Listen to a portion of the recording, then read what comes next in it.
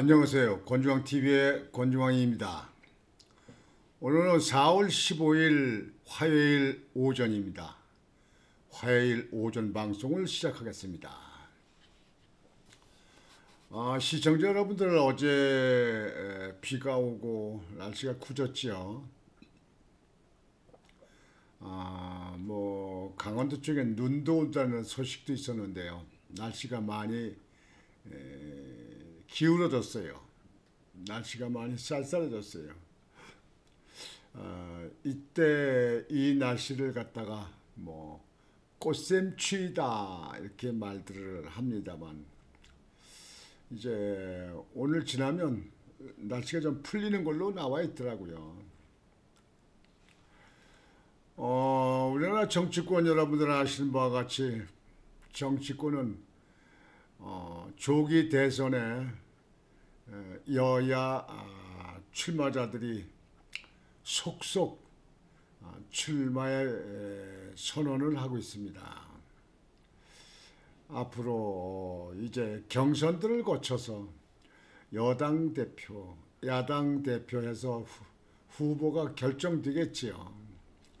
그러면 이제 또 본격적인 선거운동에 들어가서 6월 3일 날 투표로 결정이 됩니다. 여당에서는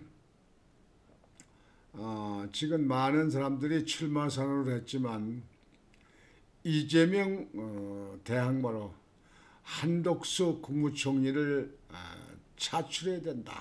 그래가지고 한덕수 국무총리 출마설이 많이 오르내리고 있습니다. 한덕수 총리는 아직도 고심하고 있는 것 같습니다. 물론 민주당에서는 출마를 하면은 탄핵을 또 생각할 수 있다, 이렇게 얘기를 하고 있는 것 같습니다만, 한덕수 총리는 경쟁 대상자에서 어려운가 보죠. 어렵기도 하겠죠. 여러 가지 경륜으로 보나 실력으로 보나 이재명이 같은 사람은 한덕수 총리의 게임도 안 되죠. 비교도 안 되죠. 물론 이재명이 누구하고는 비교되겠습니까? 5가지의 재판을 지금 받고 있고 12가지 항모의 죄 문제가 있다고 하는 이재명, 전과 사범, 형수한테 뭐를 어떻게 한다, 쌍욕 사건, 기니 안 기니 해도 김부선 탤런트 사건, 그 주변의 인물들이 6명인가 극단적인 사탕을 극단적 선택을 해서 사망하는 경우, 이런 문제가 보통 사람 같으면 견뎌낸 사람이 있겠습니까, 여러분들? 있겠습니까? 여하튼 한국은 아주 특별한 나라예요. 특수한 국민들이에요. 그래도 좋다. 그래도 좋다. 또 국민들 보면 참 묘한 국민들이에요. 묘한 국민들이야. 저는요, 어떤 이득이 있고 어떤 연계가 되고 그렇게 했다 하더라도 저는 옳은 건 옳고 그런 건 그러다. 저는 그럽니다. 절대로 거기든 살을 두지 않아요. 옳은 건 옳은 거, 그런 건 그런 거다. 내 식구들이 그렇다 하더라도 그렇고 내 자손들이 그렇다 하더라도 그럴 거야. 틀린 건 틀린 거고 옳은 건 옳은 거예요. 옳은 건 옳은 거, 틀린 건 틀린 거예요. 묘한 국민들이에요. 참 뭐가 생겨서 그러는 건지 무슨 바라보는 게 있어서 그런지 몰라도요.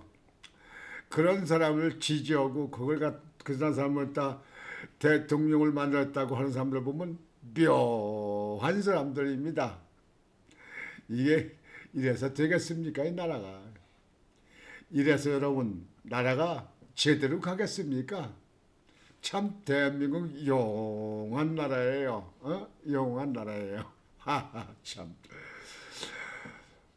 그런 가운데서 어제 여러분들 보도 보셨겠지만 윤석열 대통령께서 서울중앙지법에 지기현 판사가 재판하는 형사재판에 어제 거기에 참석을 했습니다. 어제부터 공판이 열리는 건데요.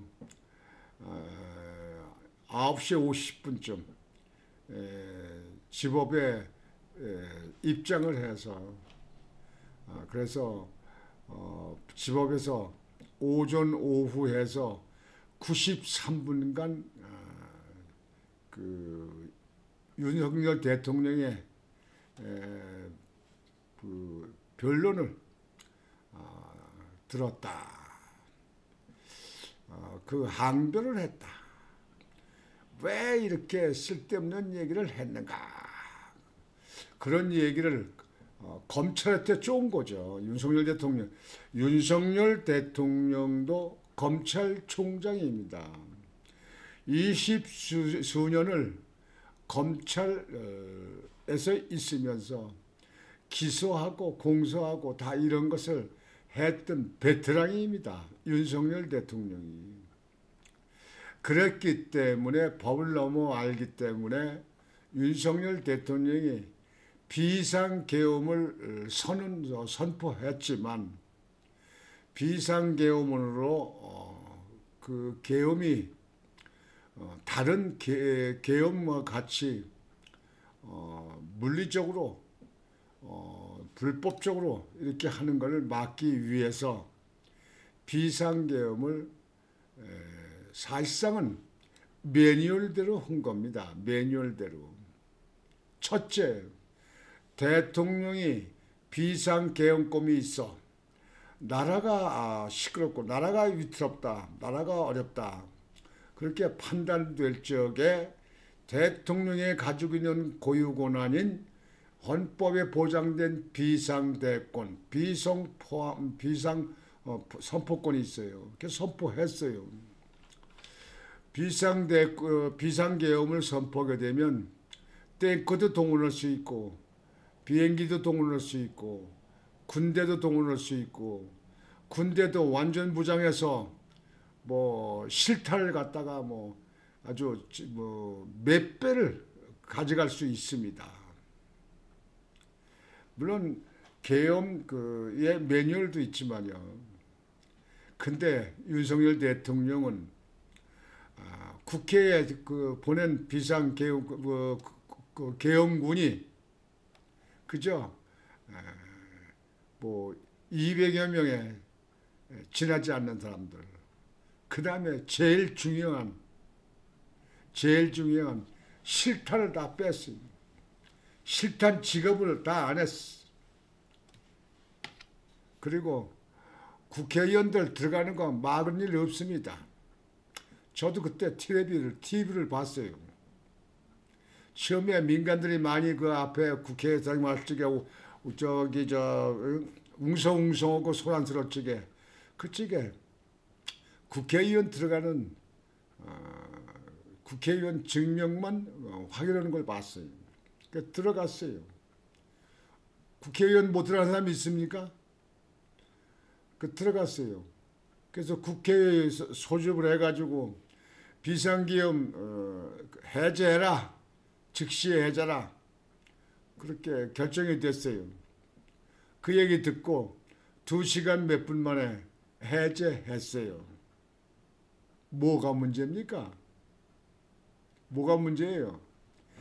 대통령이 가지고 있는 헌법의 유일한 대통령에게 가지고 있는 계엄권, 그건 통치 차원에서 계엄 선포하는 거는 국가가 어렵다, 사회가 어렵다, 사회가 너무 소란스럽다.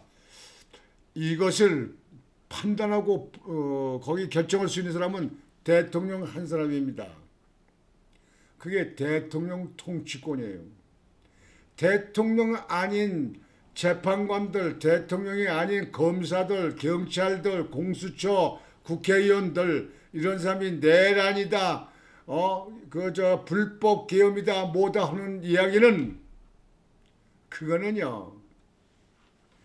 여러분들 양아치 보고 양반 노릇하라도 된다. 그런 얘기나 마찬가지입니다. 양아치는 양아치예요. 예? 조폭은 조폭이에요. 양민이 하듯이 할 수가 없는 거예요. 대통령은 대통령이 보았을 적에 그 나라 실태가 위험지구다. 그러니까 대통령이 갖고 있는 그 대권, 계엄권을 선포한 거예요. 대통령이 아닌 사람들이 안다? 그건 말도 안 되죠. 그러면 뭐 누구나 다 저게. 이건 원래가 재판으로 해야 될 일이 아닙니다. 이건 대통령 통치 차원에 있는 대통령 고유 권한에서 가지고 있는 유일한 일입니다. 유일한 아닙니다. 그런 비상계엄을 법으로 따진다? 말도 안 되는 얘기입니다.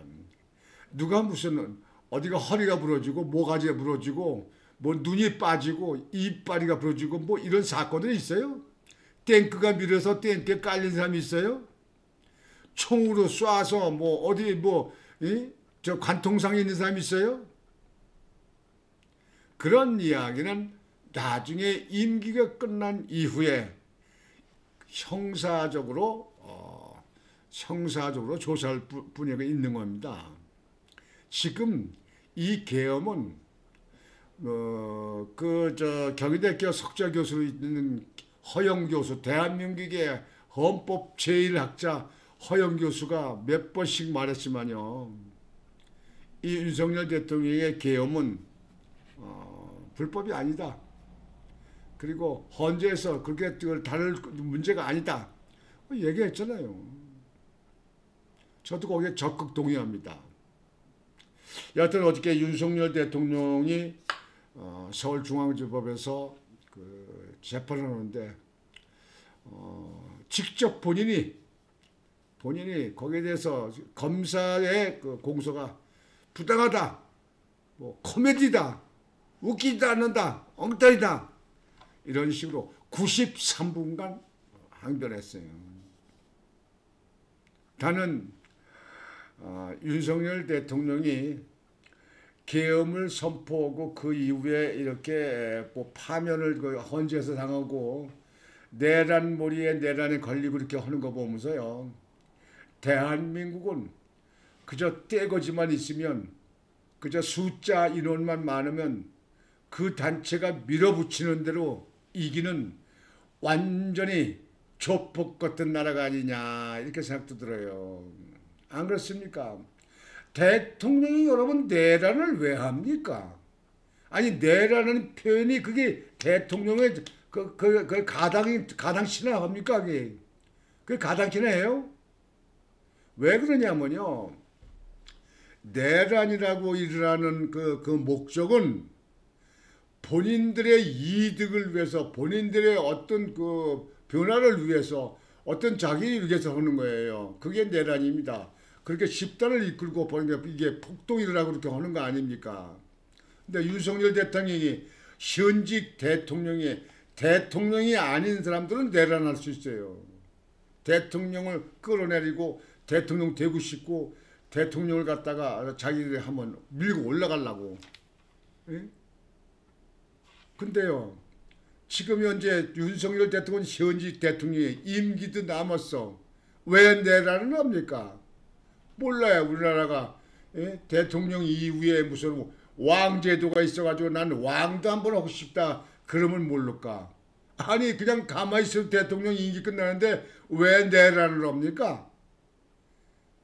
뭐 누구같이 정신 이상된 사람들이에요?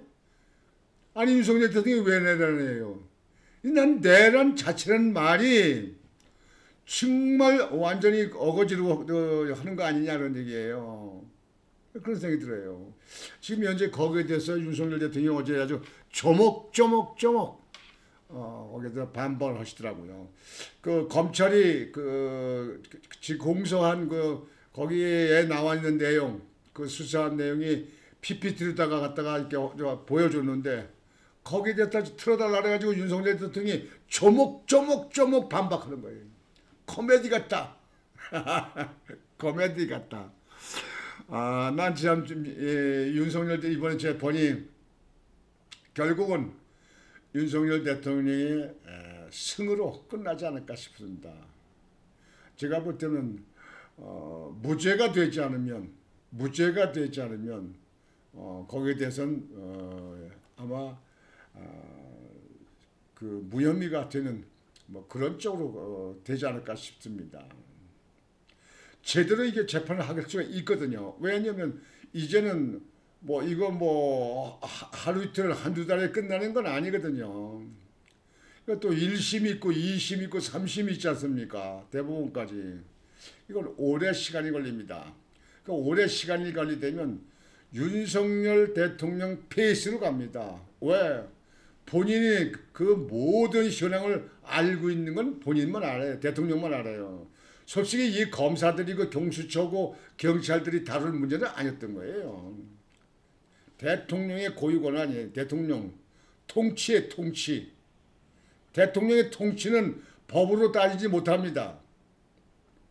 통치 차원이 되는 겁니다. 뭐 김대중도 있었고 저 노무현도 있었고 저 문재인도 있었잖아요. 대통령에서 북한에 대한 거 말이죠. 뭐 퍼주고 뭐 북한에 뭐 이렇게 한 거. 통치 차원 아닙니까? 그래서 대통치는 법률로 따질 수 없는 겁니다. 통치는 법 위에 있는 거예요. 법 위에 있는 거예요. 여러분들 그걸 아셔야 됩니다. 통치예요, 통치. 그것 때문에 대통령을 국민들이 뽑아서 대통령을 세우는 거지. 대통령은 무슨 국회의장이나 국회의원이나 뭐 장관이나 무슨 검사나 판사 같은 그런 사람들로 이루어진 겁니까 지금? 대통령은요 국민이 한 사람을 선출하는 겁니다. 그게 국민들의 헌법에 되어 있는 참정권 아닙니까?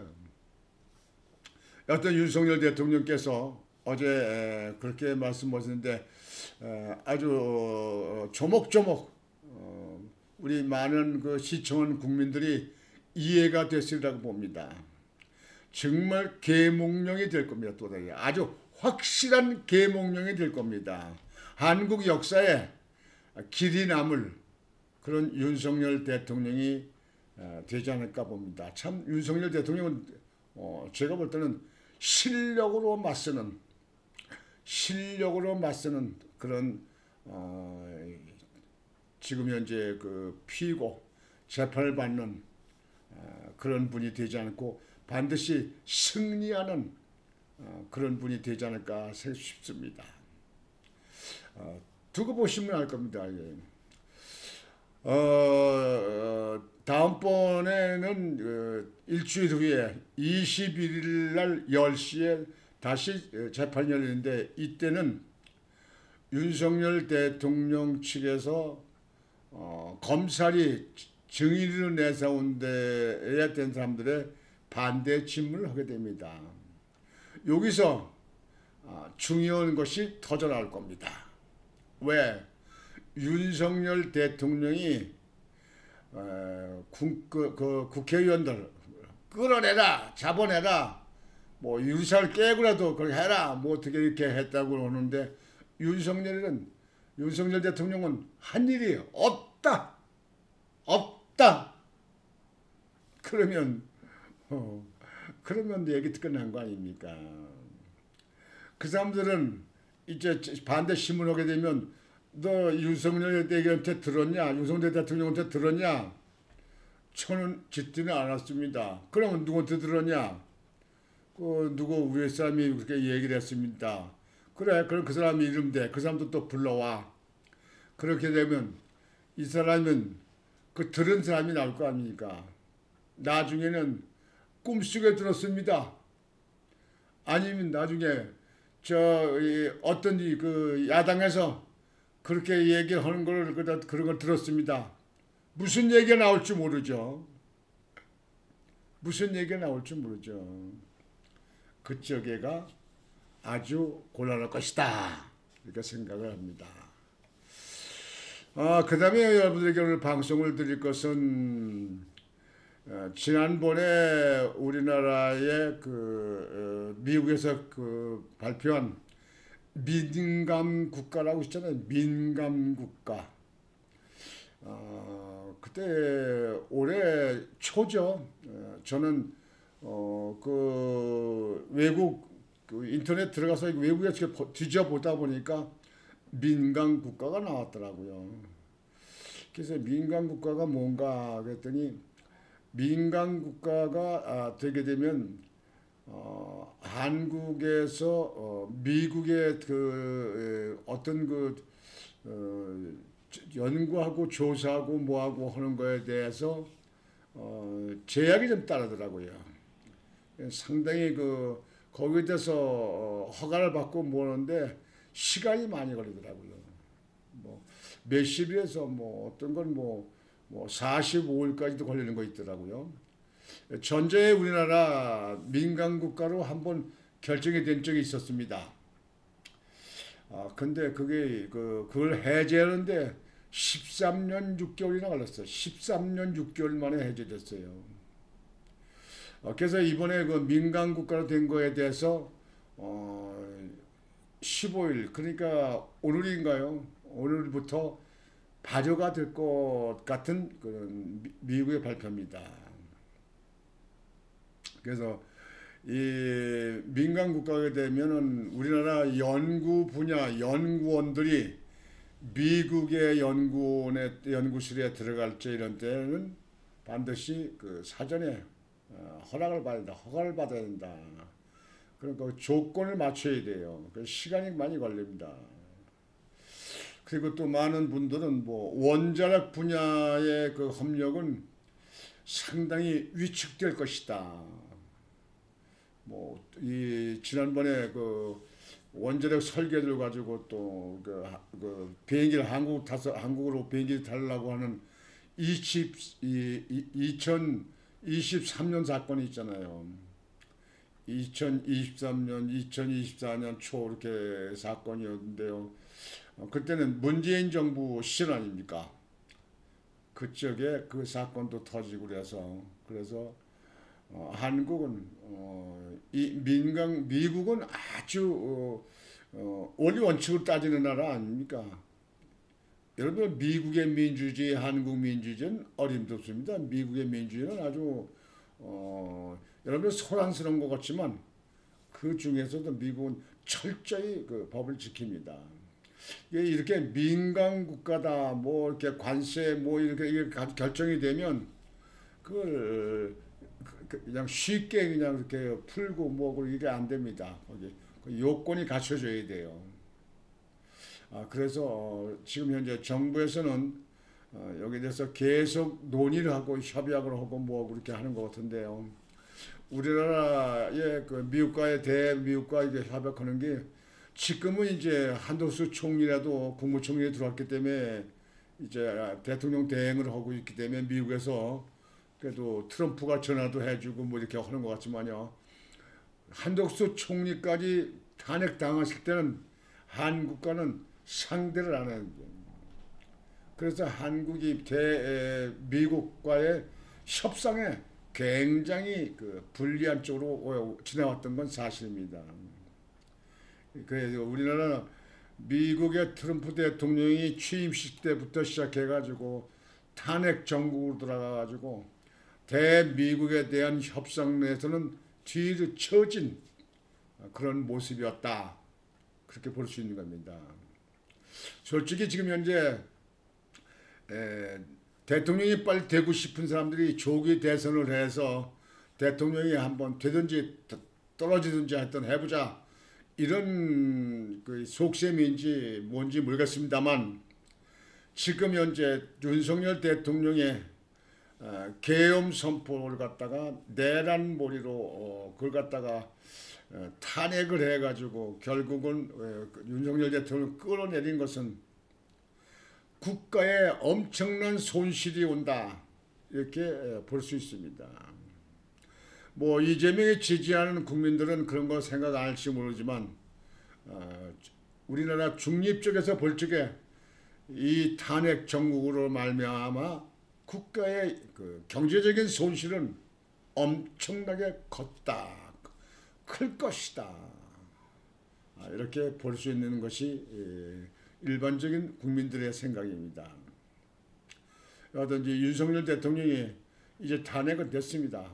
이제 조기 대선은 지금 출발이 되고 있으니까 이제 거기를 뭐 가겠습니다만 여기에 대해서 앞으로 역사는 어떻게 판단할 것이냐, 과연 탄핵이 옳았던 거냐, 그게 잘못된 거냐, 불법이었냐, 이런 문제, 계엄은 그 당시에 대통령으로서 잘한 것이냐, 옳은 것이냐, 그런 것이냐 하는 분들은 앞으로 시간이 가면서 역사적으로 거기에 대해서는 반드시 귀결이 될 거라고 생각합니다. 역사는 애슬이 넘어가지 않습니다. 반드시 여기 나올 겁니다. 여하튼 여러분들 오늘 15일 오늘 방송은 이걸로 마치겠습니다. 여러분들 오늘도 편안한 하루가 되시길 바라겠습니다. 권중광TV의 권중광이었습니다. 여러분 안녕히 계십시오.